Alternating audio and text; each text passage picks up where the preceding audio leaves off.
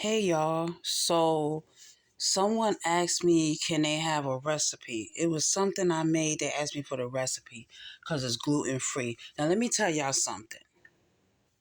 I find a lot of recipes online.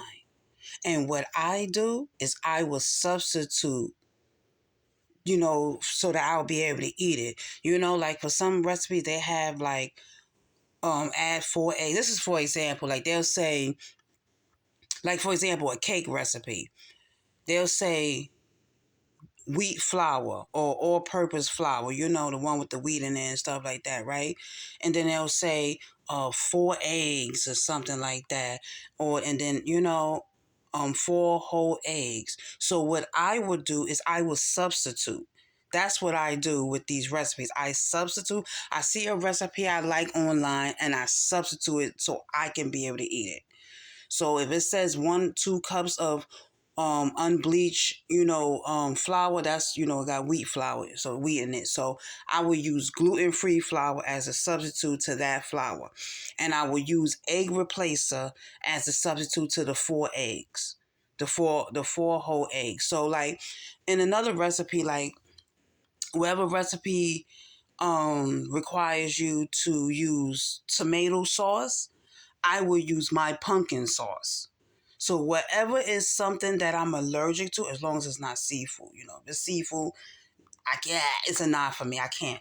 Mm-mm. So if it's a recipe, like if it says corn starch in it, I will use tapioca starch or potato starch.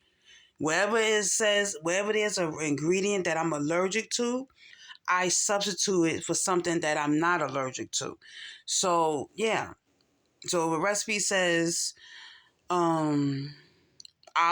vegetable oil or canola oil, I use olive oil or avocado oil. So yeah. And if it says peanuts or something, I just omit that out. Like I just don't put that in, I don't add no substitute for it. Sometimes if it's a cookie recipe, I'll put like chocolate chips in it or raisins and stuff like that. That's what I would do. So a lot of these gluten-free recipes, all you got to do is substitute. Sub out what you can't have for what you can have. That's what I do, So I'm trying to think of another recipe if something is in it that I'm allergic to. Like if it has yeast, I'll just make for example, some pizza dough requires you to use yeast. I just go for the no yeast recipe. I don't even substitute the yeast for nothing. I just do a no yeast um pizza dough, So yeah. And yeah, so that's what I do. That's what I do. If I see a recipe I like, I'm substituting some of the ingredients as long as you don't change the measurement. Like if it says 1 cup, or not 1 cup, if it says 1 teaspoon of baking soda or baking powder, you have to use the teaspoon of baking powder unless you half in the recipe. So if you're doing a full recipe, then you have to use with like you have to use 1 teaspoon of this and 1 teaspoon of that. That's what I do. So, also, if they say baking powder, 9 out of 10 is the ones with the cornstarch in it. I use the one with the tapioca starch, baking powder. You got to shop around. There's always substitution to something that if you're allergic to, there's always substitution to things that you can't, that you can have. And you can always make a substitution to something that you can have. Like, for example, I can't eat wheat pasta, but I can eat brown rice pasta. I can eat chickpea pasta. It's always a way around what you allergic to or what you can't have. Like for me, I can't eat tomatoes. I'm still gonna make me some sauce. Just use pumpkin as a substitute. you know? And when I make my pico, I take out the I don't I substitute the tomato for the watermelon or red bell pepper. You know, it's always a way around something. But I'm not like, okay, for example, seafood, that's definitely off the table for me. I can't do no substitution to none of that, you know. I can't have fish, so I can't have nothing, you know, but I'll still make me my I won't make me a seafood boil, but I'll make me like a a chicken or neck bone boil. That's what I do. I've been like substituting for like 10 years now. I've been gluten free for like 10 years now. So it's like, yeah, yep. 2025, 2015, I started on my gluten free journey looking for substitution, not realizing that I was going to be gluten free. I was just finding something that I can substitute for, you know? So I came a long way, you know? I have. And there's some recipes that they want you to use yeast. I don't use yeast. So I don't use a recipe that requires yeast. I just look for another recipe and, yeah. And some recipes I come up with it on my own. So, yeah, and like some recipes say almond milk. I use oat milk or I use whole milk, you know? There's always a way. Where there's a will, there's a way. Okay? Don't give up. If you want you some nice, excuse me. Ooh. If you want, see, if you want you a night, well, now I'm saying, like, if you're allergic to chocolate, but this chocolate I use, you can probably eat that. But if it's the chocolate itself, I don't know. So that's like with me with seafood. I know I can't have nothing from the sea. Under the sea. Under the sea. Okay. So yeah. Under the sun they work all day. Under the sun they slay. But yeah, so yeah, that's what I do. So if it's like a red velvet cake you want to eat, but you can't eat whole eggs, or yes, I don't know. You have to do some substitution, see what works for you and what don't work for you. But you can use egg replacer. You can use flaxseed, chia seed. As long as you don't use something that alternate the taste of the cake, you don't want to do that. But yeah, so I've came a long way. I did with this substituting and all that stuff. No substitution exchanges or refunds. Wow. But yeah. So like what was the recipe? Oh, I think it was a pizza recipe on Facebook. Someone asked me the recipe or something. I use yogurt in my crust, for my pizza crust. That's more simple for me. Simple for me. Okay? So yeah, if you see something you like and I've been doing this for years. It took years for me to get here, and I've perfected a lot of these recipes, that when I first started off. Some I started and I never went back to, but I'm definitely gonna get this vanilla pudding down. I made vanilla pudding for the first time in 2015 and I never went back because the taste was there, but it just didn't thicken. So I don't think I used the what they call that? It's something it's a powder thing, something, gelatin. Something you use as a powder that you use and you mix it in. I don't think I had it at that time, or I didn't probably use enough. But yeah, I'm gonna get back on that. And also, I want to do banana pudding. Now, the banana pudding, I have to make the pudding from scratch before, because the banana pudding from the store, the Jello banana pudding, I think it has cornstarch in it. So I'll have to make the yogurt myself, the pudding myself, to be able to make the banana pudding, you know? So yeah, so so like if you come across a recipe and it has and if you find like chocolate chip cookies, like you can't eat chocolate, you can you can use like you can sub, well then it won't be chocolate chip. So you can have, I don't know. You could use white chocolate. Some people's allergic to certain chocolates, like because of the ingredients inside it. I'm not sure if you could actually, well, you probably could be actually allergic to the chocolate itself. But for me, I'm not allergic to chocolate. It's just the soy that they have in it that I'm allergic to. So that's why I found me a recipe. I found me a company that sells chocolate chips, you know, free of a lot of allergens. Shout out to Good Life Foods. Shout out to y'all. Y'all made it possible for me to have chocolate chip cookies, double chocolate chip cake, you know. But yeah, so a lot of these, you know, recipes, even though they do have gluten-free recipes out there already, but you can also find regular recipes and just make substitutions, you know? You can't have that pineapple substitute for watermelon. You know? Ooh, I wonder how that would taste. A watermelon upside down cake. I don't know. I never tried that before. But yeah, if you can't have strawberries, use raspberries, you know? Um, yeah.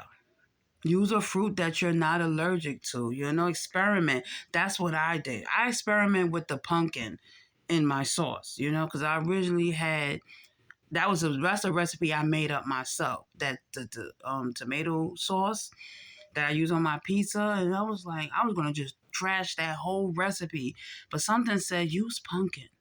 You know, try it with pumpkin, and I tried, and I never went back. And if you don't want to use pumpkin, you can use butternut squash. You know, you can use the yellow squash. I'm pretty sure. You know, but yeah. That's what I've been doing. It's been trial and error. You know, it's been experimenting, find out what works for me, what don't work for me. But you know, gluten free is not a diet. It's actually a lifestyle. You know, it's like avoid the food that has this and that in it, or you gonna be sick. You know, like if I do eat tomato sauce, it makes me shortness of breath, and I don't like to be shortness of breath when I'm eating. You know how hard it is to get your next breath when you're trying to chew and enjoy your food and swallow? Come on. So I just cut tomatoes out completely. Like, I ain't got time for that. Some people, I'm not knocking y'all, but some people, they know they have no business eating certain things and boom, they still eat it. And then they suffer the consequences later. I don't want to be that person. I'm not taking no Benadryl so I can eat something. I'm scared. I'm scared of being unalive. I'm scared of being really can't breathe and have to be, you know, tube down my throat. I avoid anything that makes me sick at all costs. I will take a chance with BBQ's wings, man. Those things, the Texas plain BBQ wings, because I don't eat it often, so that don't really bother me, you know, which is, I don't know, and I'm not trying to look up no ingredients, what's in it, so that, because it's like this with your brain. The brain is funny. With the brain, with your eyes, with the brain don't know, it won't affect you. Well, at least for me. I noticed that. Like if your eyes see it, oh, your brain gonna know, and boom, it sends signals to your body and let you know, like, oh, this has happened to your body. Like for real, like I didn't realize I had a cut on the wait, is this on this arm right here? I think I got a cut back over there somewhere. And I didn't know. I think it was there for maybe a day or two. I didn't know. And I noticed it, and all of a sudden it started hurting because I saw it. And then my brain was like, oh, see, it's like this. You can't let your brain I know that sounds silly, but it's like if your eyes see it, your brain automatically know. So if your eyes don't see it, you good. You know, you good. I mean, of course, like if you break a bone, you gonna feel that. But I'm saying like little things like a cut or something, or or you eat something, and if you didn't see it and you ate it, sometimes I'm not saying always, but sometimes you could get away with it sometimes. But if you be like, oh, it's a corn on that plate. Oh, let me eat it. You seen it. You automatically your body gonna send signals. Your brain gonna send signals to your body like intruder, or let's react to this thing this person is allergic to. So like let's say for example you eat it and you don't see the corn in it. You just eat it, which can be dangerous. That happened to me before. I was in IHOP and I think I was eating a liver and onions and mashed potatoes. And I was eating a few of the mashed potatoes. And I looked and I saw corn. I said, what if I ate it? I didn't even know I said that turned me off right away. I didn't want no more of the mashed potato. But that is dangerous though. That's why you can't eat everywhere. So yeah, this was only a video of me doing like talking about how you can make gluten-free stuff like from regular recipes into gluten-free. All you gotta do is sub out if it's flour or if it's pasta, get you gluten-free pasta, get you gluten-free flour. Use ingredients that don't have gluten in it. And boom, it's gluten-free. Or if you're allergic to some things, sub out what you're allergic to and replace it with something you're not allergic to. But it has to be something like not similar, but like close to it. Like when I use watermelon for my pico, I do it for the texture, not for the taste, the sweetness. I mean. But or the color. I just use it for the texture. Some the color too. But yeah. So anybody out there that's gluten free or y'all want to try gluten free recipe, it's a lot of things that's gluten free. Like egg whites is gluten free. Oatmeal is gluten free. Y'all, I just said oatmeal and egg. Oatmeal and eggs taste so good together. Scrambled egg whites with some oatmeal. What? That takes me back to me living with my grandma in 98. Was it 98 or 99? 98. 99, I think. One of those years. But I tried egg whites. I tried scrambled eggs, but this is when I was able to eat, everything except shellfish. And I was like, one day I was at my grandma's house. I was getting ready for school. I had to be to school I think this is when I was going to clinical. I had to be there at 7 a.m. And something said, try olive oil instead of butter. And ever since then, I never went back to butter when I make my eggs.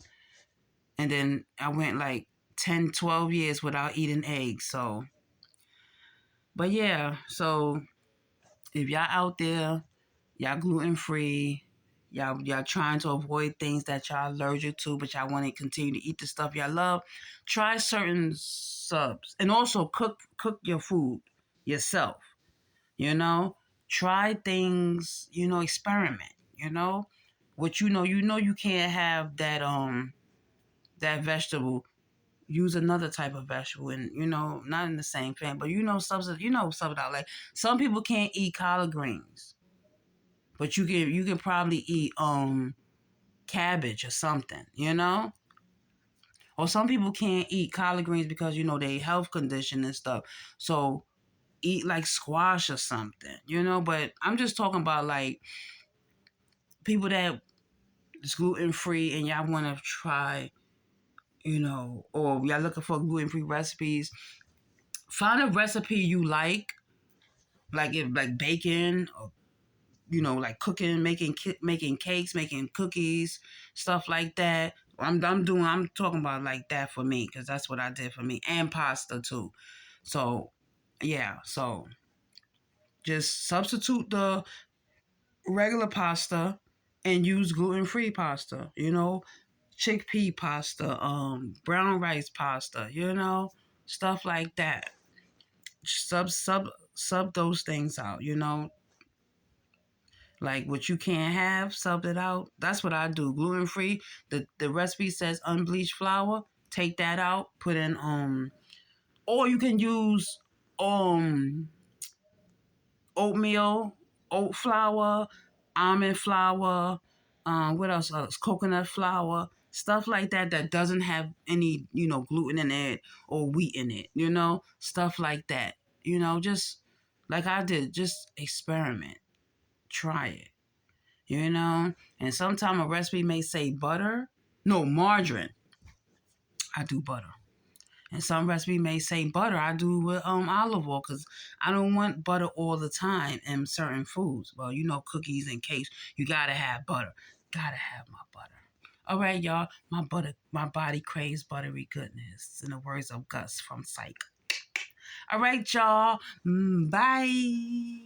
So yeah, if you want to try, gluten-free recipe, just take a regular recipe and subs it out, So something that don't have gluten in it, okay? All right, y'all. Love y'all. Bye.